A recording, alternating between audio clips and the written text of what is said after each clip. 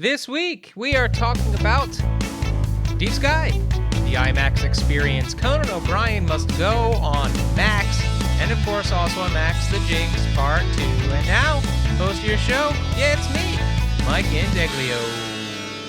What is up, team? Welcome to K&M Geekly.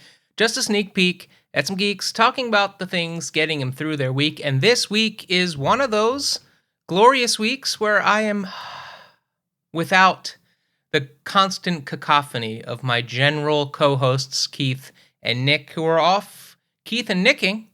It was a big weekend. My brother went to see a colleague of his, trying to remember that I'm doing this all in character, make his re-debut in professional wrestling and it was a lot of fun. Keith and I did a whole pre-show.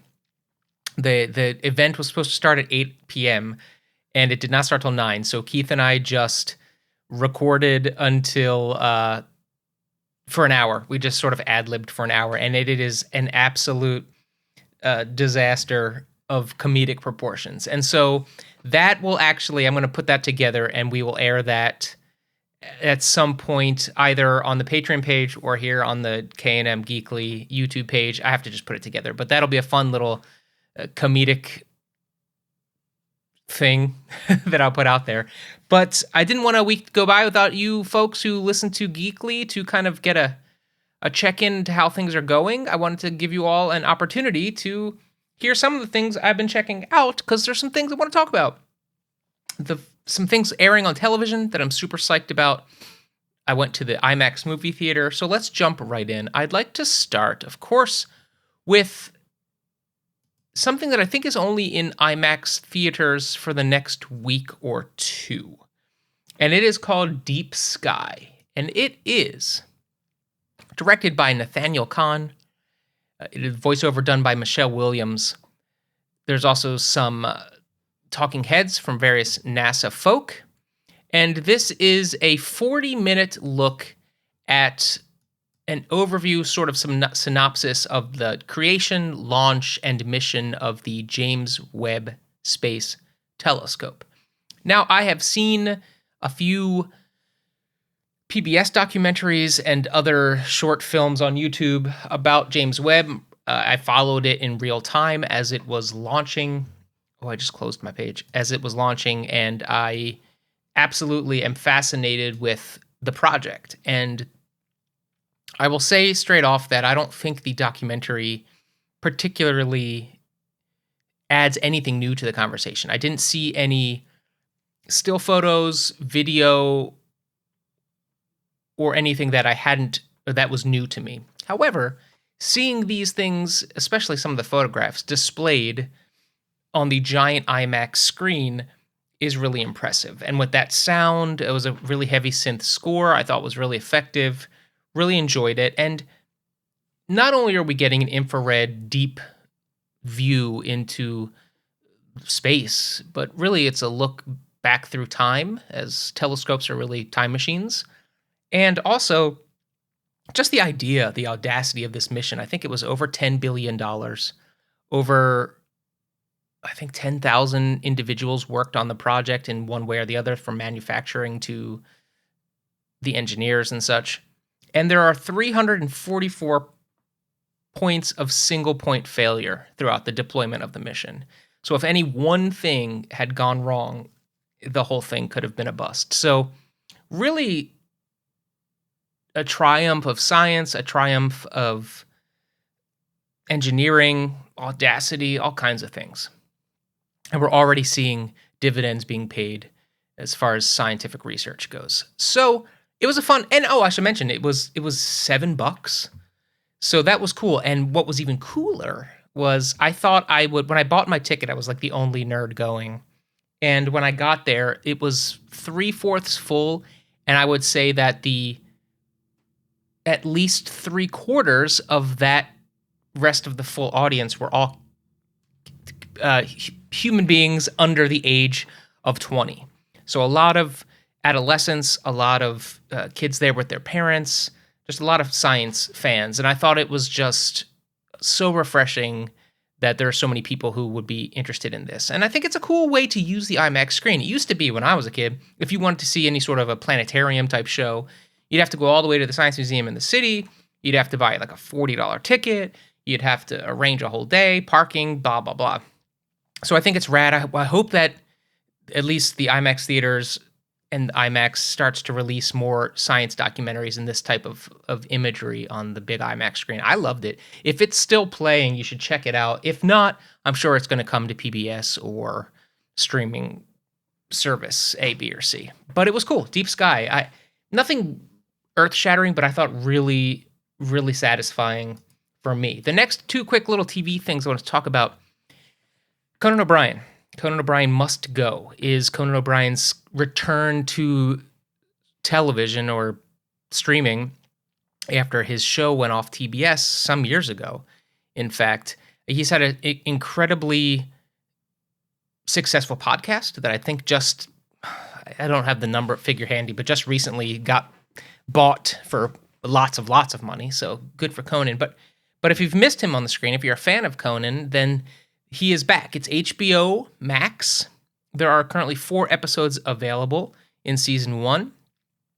I watched the first episode. I'm a fan of Conan, and this is ostensibly a travel show. He goes to Norway in the first episode, and there's 4 other episodes. They are Argentina, Thailand, and Ireland. Mike Sweeney is directing, and it matches very closely with the show I talked about on Geekly not terribly long ago, back in season 1, which was called, it's with Eugene Levy, and it's called The Reluctant Traveler on Apple TV. Great 4K imagery, really cool sound. It's an hour long. You get a decent kind of look at Norway. The big kind of swap, and here's sort of the nuts and bolts of the Conan O'Brien Must Go show. Generally in these travel documentaries, the focus is definitely on the country or the location or the food of said location. A lot of food-based travel shows as well. And then you need an affable host to negotiate the entertainment value of the hour, right? It can't just be awesome B-roll. And so somebody to engage in the cultural interviews and sightseeing and such. This is sort of flipped on its head. The country itself is very much a secondary character. This is about Conan O'Brien. What we know most about Conan is that he is sort of a master, nay, a genius when it comes to in-the-moment comedic riffing and taking a joke and then just spinning it out. And this show is definitely, and he had been doing these sorts of side pieces for his TBS show and some of his YouTube presence. And they sort of bottled what worked in those, and have blown it out to an hour here. So this is very much a vehicle for Conan and less so about the countries. So if you are not a fan of Conan O'Brien's type of humor, this will not work for you. There is nothing new here. It's just amped up, if anything. There are some bits where he'll go and, I don't want to spoil anything, but he'll go and sit down at a dinner with a researcher or a cultural expert in something, and that person will end up not saying anything because Conan just riffs and goes. And he's self-deprecating. He is the master at sort of being a bully, but not really, sort of like an imbecile bully. He does riffs. He'll go and visit folks who had so the loose framing is people who had called into his podcast, because he did the segment on his podcast where he would interview just fans, random Zoom fans. And now he is blowing that out by taking those same Zoom fans who called in and going to visit them in their country, which is cool. And it seems to not be too predetermined. Like, it seems like he is surprising these people. And there are comedic riffs. He finds this one guy who's a musician, and he like cuts an album with him, cuts a track with him, and then they tries to get it on the radio in Norway. I personally like Conan, so I was laughing my ass off loudly and really enjoyed it. I'm super excited to get back to the rest of the 3 episodes. I think it's smart they only did 4 here in this first season. I'm wondering if maybe he chills out a little bit in the other episodes. I'm doubting he does. It is great. He goes for it. But if you're into Conan, you know that that's his style and you love it. If you don't, like I said, probably not for you, but I'm enjoying it. That's Conan O'Brien Must Go. It's currently airing on HBO Max, or just Max, the one to watch for HBO. Also on HBO, Season 2 of The Jinx has begun. You might remember The Jinx from way back in 2015. It was a streaming phenomenon, a 6-part docuseries on the life and murders surrounding Robert Durst, a famous rich guy, famous for kind of being famous and rich, go America, and all kinds of. He was acquitted over the death and dismemberment of his neighbor. He was accused of killing of writer Susan Berman, and then of course his wife. It was all kinds of crazy stuff. If you haven't watched the first Jinx, it was really interesting. And the most interesting part about the Jinx docuseries is that the documentary itself uncovers new evidence, which is then used to rearrest and re-prosecute Mr. Durst. And then there's some like shocking revelations. The last episode of that docuseries is like shocking, jaw on the floor shocking. And I won't even spoil it, even though it's 6 years old, because it's worth watching that last episode if you're going to jump into part 2. And part 2 does a good summary of part 1, so if you want to just jump in, you can do that. This is a really interesting one because now it follows from, so like 2 days after the finale of season 1 aired, he was arrested. And so this follows from that point through ostensibly his trial and conviction that took place in 2018, I think. Somewhere around there. So the first episode is really cool. It's really good. It's exploring not just the sort of legal and police procedural elements of the case, but also sort of the bizarre intertwining of the documentary itself in the case, which is kind of fascinating. And we see a lot more on camera of Andrew Jarecki, who is the director and creator of the original series and this series, and sort of his getting wrapped up all into it because now he's part of the criminal proceedings. So it's interesting. This one doesn't have the elements of surprise and shock and mystery of the first season because back then we didn't really know any of it. Now we're pretty steeped in it. But it's well shot, beautiful, bizarre, and has the same kind of vibes as the first season. So I watched the first one last night. It aired, and I believe it's going to air weekly for the next 4. I think there's 6 episodes in this one too. So definitely worth checking out. That's The Jinx, part 2 on HBO Max. Max knocking it out of the park currently. Next week or the week after, I'll start talking about Fallout. I'm about to jump into Fallout as well. I'm really excited about. I'm also jumping into start directing this play next week, so our schedule is going to get all kinds of crazy, but hopefully we can keep things going. Lastly, I'll quickly talk about. I want to talk about Coachella a little bit. Past 2 weekends, Coachella ran their annual music festival.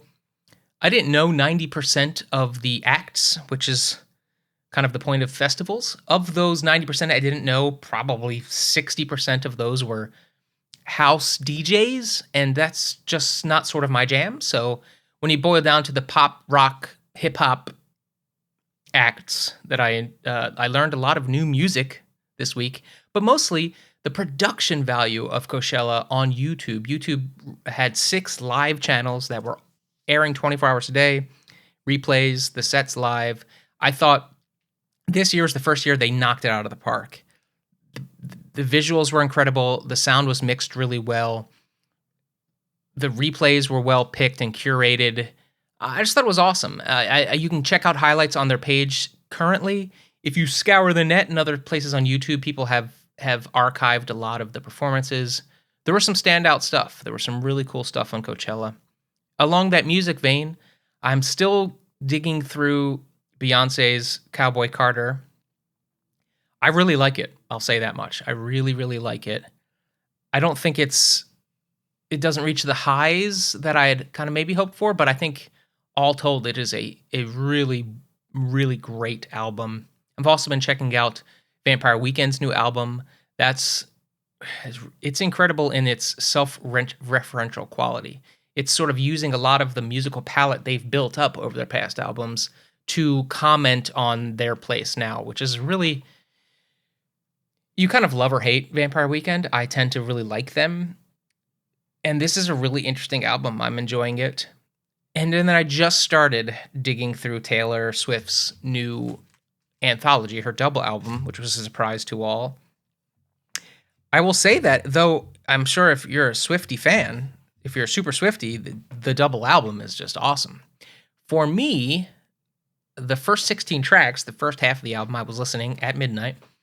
They got me. I really was liking. I love Jack Antonoff, so I'm digging the sort of musical palette that she's working with. It's less bangers and much more sort of synth pop, lyrically exploratory.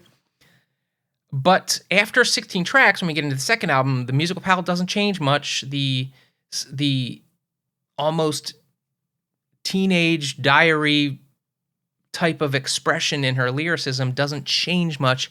And so after a while, it gets a little overwhelming for me. I know it's intended to be sort of a sit down and listen kind of experience, but it's a little overwhelming. So I have to sort of pace myself to get through the whole thing. That's not a critique by any stretch. I'm still working my way through. So that's all the stuff I want to talk about. When we get to Weekly Rad, I'll simply say that got some cool stuff. There's some Broadway shows I'm hopefully going to check out this week. I know definitely on Sunday we're going to see something, and we're working our way to play some lotteries to try to see this new cabaret that's come out. We have a friend in. And that's that. Also doing my pre-work for Forever Plaid. Super excited to work on that play. I did it first in 2003, and then I did a bunch of productions over the past 2 decades. And this is the first time in 13 years that I'm re-exploring this play that means a lot to me. So I'm excited to jump in. Yeah, okay, so that's going to be Geekly this week, friends. I will say, hopefully, let me get this playing here. Until we all meet again, I encourage you to don't let anyone yuck your yum. Keep on doing the things you find fun, and until we get the whole gang back together again, make sure to keep on geeking on.